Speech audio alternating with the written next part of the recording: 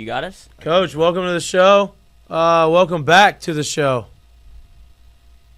Yeah. What are you guys doing? We're good. Lloyd, listen, it's been a long time. Usually when you come back on the show after a little bit of a break, Lloyd somehow messes the audio up, but he did not. So welcome back, Coach. It's been a long time. We've missed you. Lloyd has that straight. Lloyd has missed you a lot. Yes. Wasn't my call. You. No, listen. They had a lot more focus on. I wanted you to focus on the other stuff. You have to worry about us. We appreciate you back on. Lloyd thought he was no longer invited to Thanksgiving, so I'm just throwing that out there. Yeah, it's time to get back in there. Yeah, we changed the locks anyway, so that's a good thing. Just keep the ring camera on. Y'all have obviously been playing a lot better as of late. I want to get into that, and we are going to get into that. But last night y'all played Grambling, and y'all scored 4 touchdowns, missed a couple extra points, gave up a safety in the game. And as a coach, whenever you are in those types of games, what do you like to see come out of that? Because obviously the game was in hand very early on. What do you want to see from your guys in those blowouts? Because it's very easy to lose focus and just throw it in and just kind of go through the motions. Well, first off, we had to win the game last night. And not everybody would look at it that way, but, I studied the RPI very thoroughly, and there was really no path to anything if you lost that home game last night. And so I told the team on Sunday, we have to win Tuesday, and I never do that. That's not a typical pregame speech. So I think first off, I was proud of the approach to the game. I thought, you could tell they were prepared. We had a good VP, all that stuff, and got off to a great start. And I think what I liked the most was, getting a lot of guys that haven't got a lot of time in there for an extended period of time. It's almost like anybody we brought off the bench got a full game out of it, with 2, 3, or 4 at bats, and the focus that those guys played with, and a couple pitchers that certainly have ability that we need, to be better. They did that, and so it's good. We had a very up and down or tough month of April, so to finish it that way was a really good thing, and I'm happy to get those guys that work hard just the same way as maybe the guys that play regularly do that much time and see them be successful. Coach, experience from the outside looking in, whether you were a previous player and or just a casual fan, never really means anything until it starts to mean something. So you talk about the month of April you just had. What was it like in the maturation process of being able to bring along those freshmen and or guys first time playing in this league and having them understand, we lost these games, the games that we've lost, it's not because we are severely under-talented and we're not as good as these other teams. It's probably 1 to 2 to 3 plays that really swings the game and gets it to where it is. What is it like trying to get those guys to understand, hey, this game might have been lost by 5 runs, but it was really lost on this one play in the 5th inning here? What is it like trying to get them to understand the heightness of what it is dealing with those situations? Yeah, I think it's a great question, and I think it was really multi-layered. I think probably the most important thing I realized through that stretch was, with our returning players, so there's 20 plus players that were part of a national championship team last year. I mean, sure, there was a couple bumps in the road, but those guys didn't have a ton of adversity. Right. If you look at that season, we had 1 losing week for the entire 2023 season. And so I don't know if it was maybe a miscalculation on my part or not, but once we got adversity, which I knew was inevitable, if you just looked at our SEC schedule, that we weren't quite ready to respond to that appropriately because we didn't have a whole lot of experience, going through like a gut-wrenching loss like we had to Florida in the second game of that series, where you're 1 strike away from winning that series and being in a completely different position. And then when you're at Arkansas, and you're leading all 3 games, and granted it was only in the 5th inning, and then something goes a little bit sideways, how do you hang in there and come back and respond?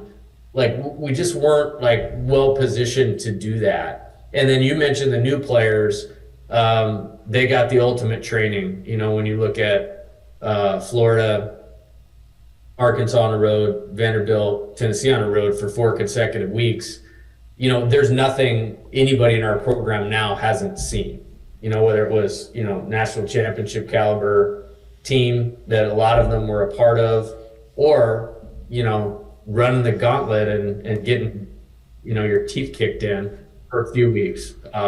So now that we're kind of through that, I think 2 weeks ago, I think it was before we were playing New Orleans, you know, I just asserted to them, like, our coaching staff is going to be incredibly positive, you know, for the entire season, no matter where we're at or the result. Going to try to communicate at a high level, and had a lot of individual player meetings, you know, the week of Missouri, and then moving forward, just want to make sure that they're playing focus free, loose and aggressive, and give this thing our best run. There's still a path out there, and you know, we're excited about the weekend. I mean, it's with the position we're in, it's actually really good. You know, you have an opponent as good as we have coming here to play us this weekend. Coach, before we really get into the A&M conversation, you mentioned that the young guys, or Jay had brought up the young guys, you said they went through the gauntlet and they got a really good learning experience early on in the season. You know, Milam started off the season, obviously guns blazing, super hot, goes through that first stretch of the SEC is some of the best competition in the country. You know, obviously there's going to be some downs and some bumps in the road there, but he's done a really nice job of kind of getting through that and making the adjustments. And I think, you know, the other freshman who I really want to talk about is Ashton Larson. And it just feels like he hasn't really gotten into this, like, week or two of just being red hot. It's just always super consistent. Seems like he's putting together really good at bats. He's doing the things that you need to win games, driving guys in, creating walks, you know, and now he's starting to build some more confidence. It feels like he's driving the ball with a little bit more authority. Can you talk about the maturation of him and, you know, how much he's kind of steadied a lineup a little bit by taking the reins and being that guy? Yeah, and I think the mindset is the first thing. I mean, he's probably one of the strongest players mentally in our entire program. He's baseball through and through. Yeah. You know, it's just not a side thing for him. You know, he wants to be as good as he possibly can be. Hit with him today at 11 a.m. before we had practice at 2 a.m. And that's just the way that he's wired, and has the ability to get past failure quickly and recover from it and get focused. Like, I'll give you an example. Saturday night's game, he was 0 for 2 they weren't bad at bats, just there wasn't a whole lot of impact in what he did. And then he recollected himself and finished the game 3 for 5, including a key at bat in the 9th inning. That ultimately was the inning that we won the game. And so I think it just has to do with mentality, thought, discipline, you know, work ethic. He's very serious about what he's doing, and he's got the internal factors that allow his talent to show up consistently. And, you know, we want a lot more players to emulate that as we're going forward. Coach, now I completely understand with the amount of ball that he had played at the college level to having the time off that he had, that your coaching staff expected someone like Gage Jump to take some time to really kind of come into himself this year. Do you think that the timing of where he's really starting to pitch it well has a lot to do with that, or did it have even as much to do, or maybe as much to do with kind of where you guys were in the season, in a sense of, hey, we need you right here to really kind of step up? Can you get it going right now? I don't think that had anything to do with it, because you're talking about a super competitive guy that even in an outing that wasn't as good as he wanted it to be, it didn't mean that the competitive level or care factor wasn't there. I think a couple things happened. Hadn't thrown a pitch in college since April of 2022. So hadn't pitched in a college game in 22 months because of Tommy John surgery. So there's some, polish and getting back there and getting on the mound and competing in the game. And then for 4 weeks in the preseason, he threw 1 inning the first week and closed the first game of the season. He only threw 2 innings the second week. And then he didn't give up a run in his other 2 starts. And so there wasn't a whole lot of difficulty in terms of what he did for the first 4 weeks of the season. Then you're coming into this league and that run of the schedule I was referring to, and he got popped in the mouth a little bit, at Mississippi State and at Arkansas. And then I think him and Coach Yeski did a good job of making a couple adjustments. And then I thought he pitched well at Tennessee. We didn't win, but I don't think it was due to how Gage pitched. And then the last 2, he's been the best pitcher in the country for the last 2 weeks. And I knew that was in there, that talent was in there. And I think it's just a couple things of getting back on the horse, so to speak, in terms of competing week after week after week, and then kind of getting through that bump of, hey, man, this isn't the Pac-12 or, high school baseball in California like this. There's your grown men trying to get after you. And I think he got through that phase, and he's really good. And that's why I brought him here. Yeah. And I expect him to pitch great, the rest of the way. And it's good that we have him available for what we need to do. It feels like you have ace A and ace B, right? Like you have 2 guys that you feel like they're both Friday night guys pitching at a high level, and then you have the third spot of the rotation that's been kind of a question mark, I guess. 2 weekends in a row, you had Nate Ackenhausen, and he threw extremely well for 2 straight weekends, and then you close him out with Griffin Herring. This past weekend, you went with Ackenhausen out the bullpen as to get me out of trouble, like get this guy out, which did his job, and then has kind of a hammy that is reoccurring. And then you start Cade Anderson on Sunday, which, listen, he started in the SEC, and he didn't really – he gave up a couple bleeders and fisted balls. It's just unfortunate luck in baseball sometimes. And he's a super talented guy. What is your take on that role, and how's Nate Ackenhausen feeling, and is his role going to be, similar to what it has been over the last couple of weeks or last weekend? Yeah, good question. Relative to Nate, making good progress. We'll make a call on whether he's available or not this weekend on Friday, and there's still some you don't have to answer that, Coach. Coach. Or rehab that he has to be able to hit. As far as the Sunday thing, we're just in a position where you can't look beyond the game that's in front of you. Right. And that's just the way that it is, for where we're at right now. So where we were on Saturday is, Griffin was not available for Saturday's game, and he was going to be available for Sunday. So when that was the case, we had to figure out in a 2-2 game how we were going to get ourselves to the point where we could get one more run than they did. And when you were looking at the options, obviously if Griffin was available that day, then he would have gone in. Right. But he wasn't, so we had to kind of push Nate up a day to do that, and then push, Griffin back. As far as Sunday and Cade, I think Cade's going to be a superstar. He's put together a good freshman season. I think if you look across the country and look at freshman, production from the pitching mound, he would be one of the best probably across all of college baseball, just in terms of statistics. Got some misfortune in that inning. I think it's a good learning experience for him, and I fully anticipate him to be a superstar here, and very glad he's here, and he's made of the right kind of stuff, and that's why I put him out there Sunday. Auburn really struggled with Jump on what was it, Friday. Yeah. And I thought Cade's stuff mimicked him the best, and that's why the plan was to start him and then go to Griffin after that. Coach, the more time you get to spend with someone, the more situations you get to see them in, the more you learn about them.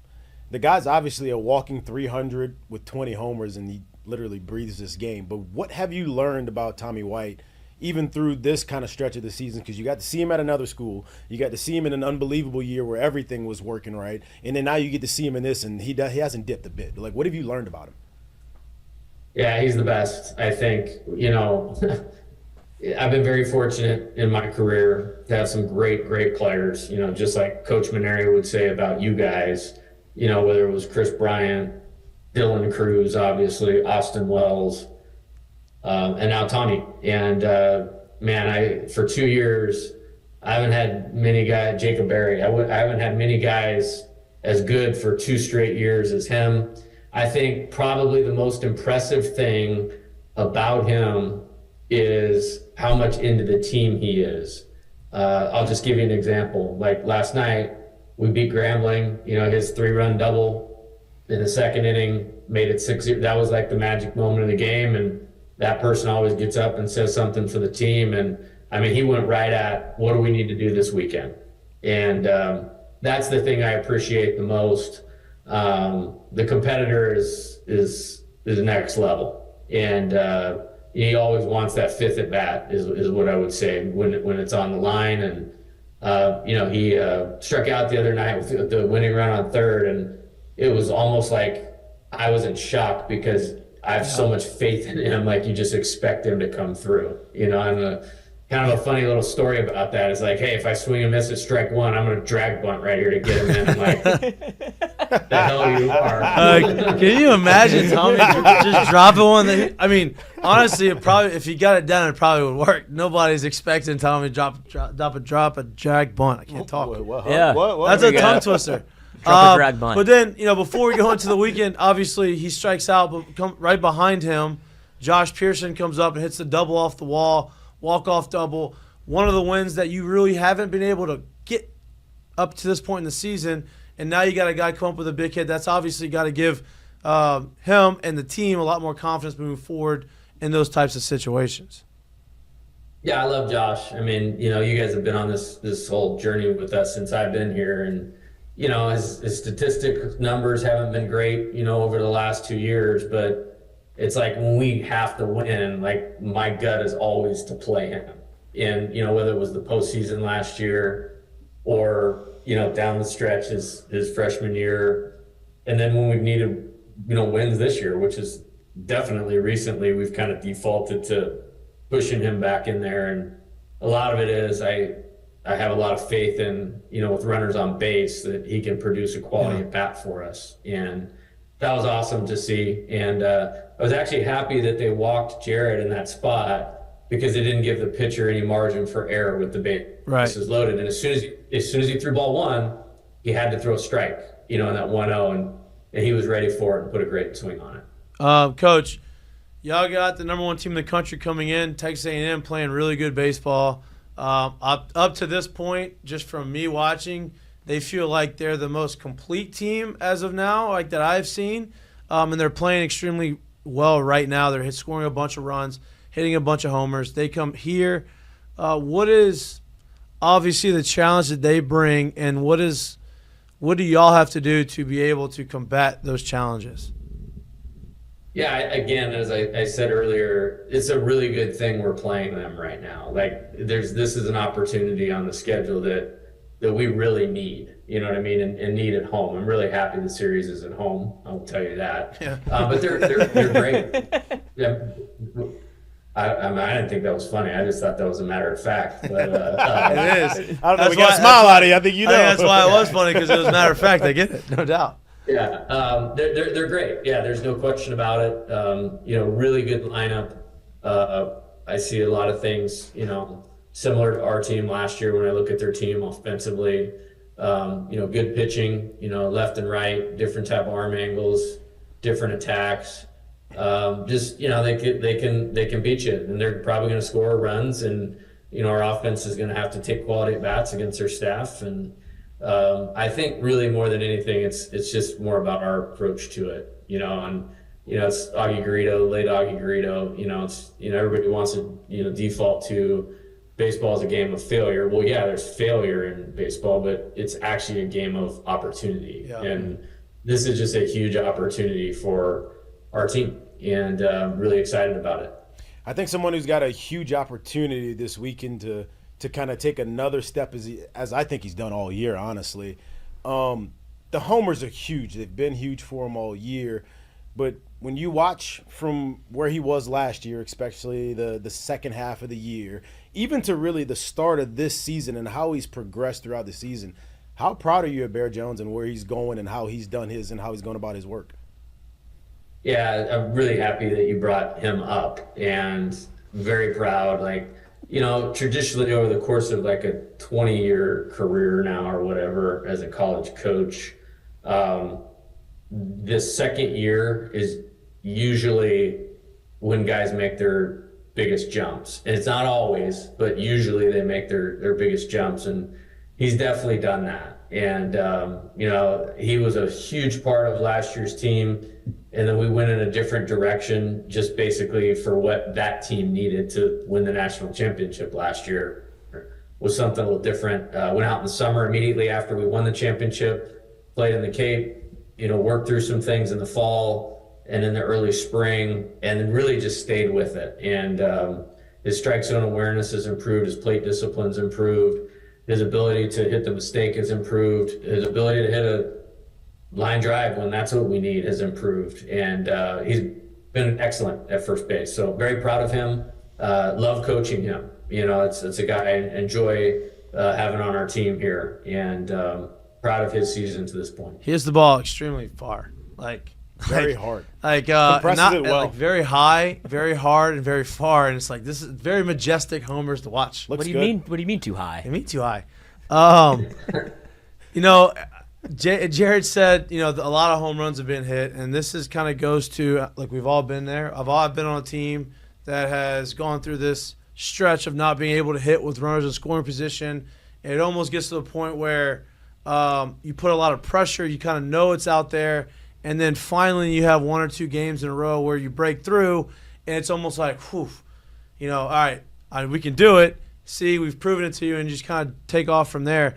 Is that kind of what you feel? Like it's just everybody gets up there, you get runners in scoring position, they know that they're trying to get it done, and it's just not happening. It just takes one or two to kind of break the seal there? Yeah, a couple more fourth innings like you had last night would do wonders.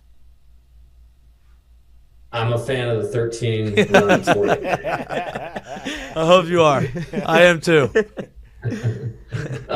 Yeah, I think, and last year, like I talked about this a little bit, and certainly not to that degree with this team, but we do get on base a lot, and when you get on base, you're going to leave a few more. But it's being good in those moments in the game, inflection points, tipping point moments. Where have we struggled? On the pitching side of it is getting off the field with 2 outs and runners on base. Right. In the games that we've lost, there's usually been that one big inning where we were this close to getting out of it, and then it turned into a big inning. Right. And then on the flip side, it's, with runners on base, and you're going to get pitched different. So being a complete hitter is a big deal. I know everybody likes those home runs, and you have to hit with power to win in the SEC, but you're not going to get the same pitches, as you guys know, with runners in scoring position and 2 outs that you do with nobody on base. And so your ability to hit the ball to all fields, stay within yourself, be under control is a big deal. And we have some guys that are kind of built differently than I've coached, and, their power over hitting first, where usually most of my players I've had have been hit first and then develop into power.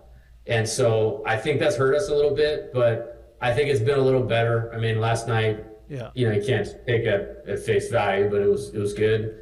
We were better at Missouri. And then last Friday against Auburn, Alex Milazzo, 2-out double, and Ashton Larson single. And then you go from having to put Herring in the game to at least having him available for Sunday. Yeah. And so it's a big deal and affects a lot. And, the good wins that we do have, we've done it. And the games that have been hard, we haven't. And it's maturing. And I think it's learning not to try to do too much. Coach, now I know you're prepared and willing and able to coach it however it comes. But if you were just a betting man this weekend, are you expecting runs to be at a premium, or are you expecting to really have to go out there and outscore them, if you will, to be able to win the series?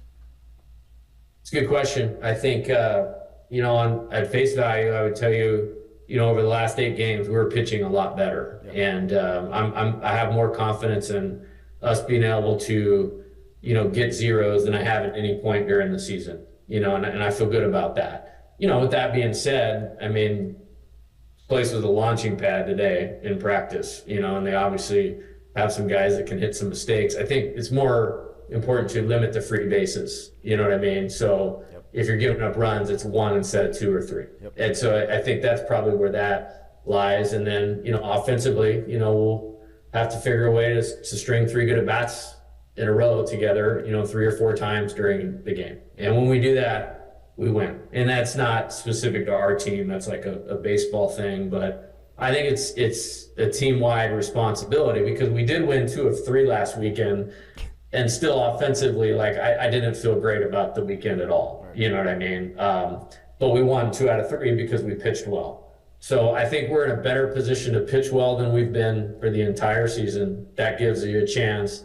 And then offensively, you do have capable guys. In my opinion, we still have the best hitter in the country on our team. You know what I mean? And so that gives you a chance. You have some guys that can drive the baseball. Well, we just need those 3 good at-bats in a row a little more often. And then you don't have to come through in all those times with guys on base. Coach, before we let Lloyd off his muzzle and let him ask you a question, I want to ask you one more before we get to him. This past weekend, you talked about how the pitching was outstanding, and that was a big reason why they kind of carried the team. You threw a couple guys this weekend that we haven't seen throw in some big moments in a little while, and then you see a guy like Ulloa on the mound last night who hasn't pitched in a little bit. You start to see some faces that we saw early, and now we're starting to see them again. They're throwing at a higher level. What's going into that? Has been some work that is going on the back end of it, or is just, hey, we need somebody to step up, and you're, let's see if you got it, and they've kind of came through for you. Yeah, and we got tested big time in that stretch, with the Florida, Arkansas, Vanderbilt, Tennessee, Mississippi State, week 1 of league. I mean, they might be the best hitting team of all those teams I just mentioned, actually. And, we weren't getting a ton of consistent performance. And so that's made it a little bit difficult, to get it lined up correctly. And definite point of emphasis going forward, not just for the end of this year, but for next year and moving forward, is like moving into the season with a little clearer picture of, who the top 8 or 9 are. I think where we've run into trouble is, sometimes number 5 or 4 or whatever doesn't seem much different than number 12. And I think it's good that we have some depth, and that's helped us on those Tuesdays.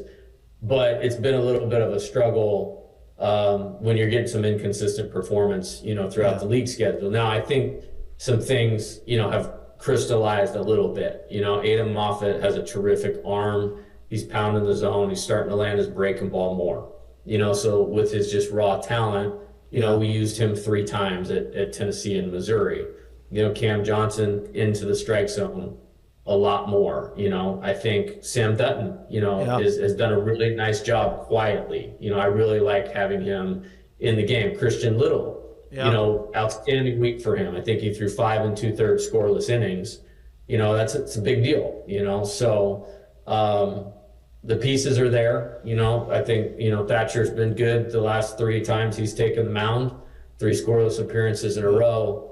So the sum of the parts, I think, is moving in a better direction than it was. It's having your best players play great on both sides of the ball. That's how you get through and win some of these SEC series. And, it's going to be difficult, because we got good opponents left, but I feel like we're in a much better spot for our best hitters, position players, best pitchers to pitch well, and then that should give us a better chance to win.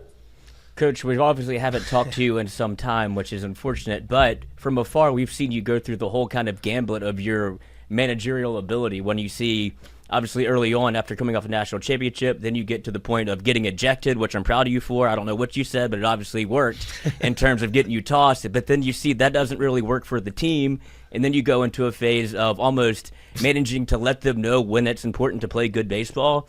And now we're at the point of you cracking Tommy Boy jokes up on the podium again, which I think is the best probably style for this team. Have you seen that kind of come to fruition where the guys are a little bit more relaxed and it now feels like you're playing your best baseball at the most important time? What a way to get there. Yeah, been watching. Yeah, You packed a lot into that. he's been Take notes. Hey, he's been evaluating you if you hadn't realized.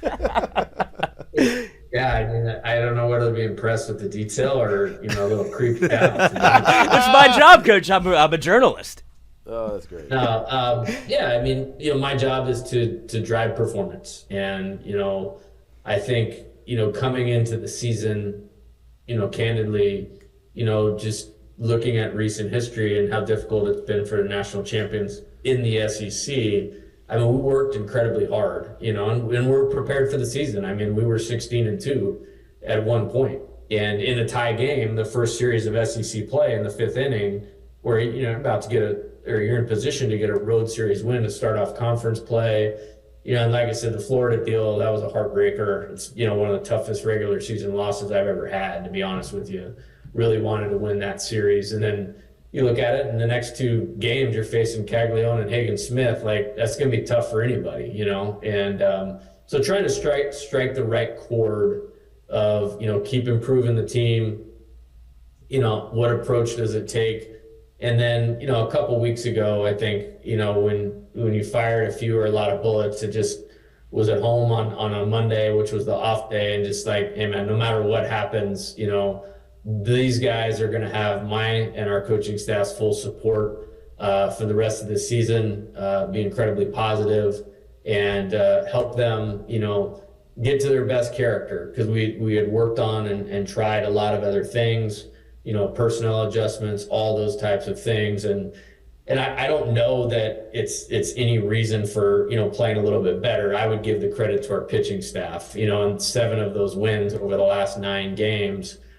We've pitched incredibly well, and the 2 we've lost, we've kind of had one bad inning on the mound in both of them. So I think it has more to do with we're pitching better. But if this has been a tough stretch, and I think I want our players to know that we're going to continue on, because if you look at the recent history and it not going well for the national champions, what nobody will be able to say about this team is that the players, the staff did not stay engaged for the duration of the schedule. And we're going to keep playing and playing to win until somebody tells us we don't get to play. And Coach, I don't know if you've speaking of me being a journalist, there's been some news that has broken over the past couple of days where Coach Schlossnagle has alleged a little bit of a scandal going on in college baseball with some TVs in the dugout. Have you heard anything of this? The Astros. We've gone full circle from Major League Baseball to college baseball here, where it's when you get more eyeballs on you, it feels like it's been a little bit elevated of the amount of attention that's paid. Have you seen or heard any about this? Has he alleged that the SEC knows about it? Is this something that's been talked about amongst the coaching staff at all? And do we need to get a TV? I can do some AV work. Yeah, I think I've referenced the SEC being the moon to the rest of college baseball, in terms of talent, facilities, resources, all those types of things. And I guess we would call it, competitiveness in that regard that you're speaking of. I don't know. I try to focus on like our deal and, preparing them on the field. And, I don't even know, who that was referring to. We left it pretty open-ended. We're all deep diving into averages and who he was referencing. So you're not the only one that doesn't know. He left it open-ended, didn't name a team, but he has said that the SEC is aware. So I just wondering if it's something that's come up with y'all at all. Yeah, it hasn't. I saw the pitching deal last weekend, and whether it's TVs or loading up the ball or earpieces, pitch comms in the helmet, relaying what pitches come in, like it's all over the place. That's kind of mine. I think the electronics need to get off of the offensive side of the ball, because that's not what they were intended for. We've sped up the game enough, and so that, if you're asking me, one thing I want is I want those things out of the helmets where people are, essentially buzzing in a fastball away, and if then they're using technology to get that, I mean, it's not a fair game, and the integrity of it is compromised. So it's a little different, if a guy tips his pitches from the mound or his grip, or the catcher sets up early, or those types of things. That's part of the game. That's gamemanship right there. Part of the game. Yeah, part of the game. Coach your players better. But when you start mixing in these external elements, it can compromise it. And so I don't really know a whole lot more about it. Yeah. I heard about it, and that was about it. So I'm not sure who that was referring to, but I'm sure we probably, seeing him struggled on the road. I'm sure we played him on the road. Yeah, well, One of those first 7 SEC series. What you don't have on the road, you don't have this weekend on the road. You got them at home. You got number 1 team in the country coming at home. Seems a little distracted. I'm looking forward to the weekend. I know everybody in here's looking forward to the weekend. I know you are looking forward to the weekend. Good luck and continue this run of playing really good, high-quality baseball. And, y'all obviously more talented than anybody. Y'all can win any game. Y'all go out there. So good luck this weekend. We're looking forward to it, and we will talk to you next week. Yeah, looking forward to it, and just want to thank our fans. I mean, for a Tuesday night late in the year, it was a great crowd, and Auburn, those walk-off wins are special at this plate. Like it's a different animal, and they want to win as much as we do, and it's awesome that they continue to come out, and we're going to continue to rely on them for the best home field in college baseball this weekend. No doubt. Coach, anytime that you have another guy that throws 55 to 60 on the mound, just give me a call. I still got that in the tank. I can get you ready.